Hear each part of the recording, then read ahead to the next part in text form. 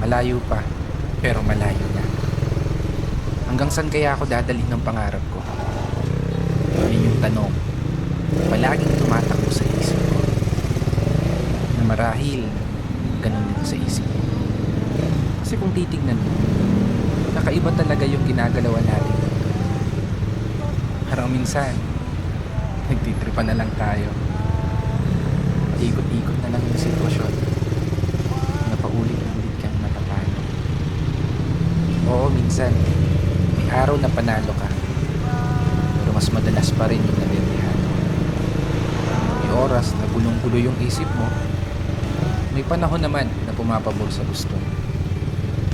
Ganito siguro talaga yung ibig sabihin ng buhay. Hindi perpekto ang tempo at lahat nakaayon lamang sa tiyempo. Pero kahit ganoon, dapat magpasalamat pa rin tayo. Kasi isipin mo naman, sa likod ng napakaraming beses na pagkatalo mo, eto ka pa rin, mananatili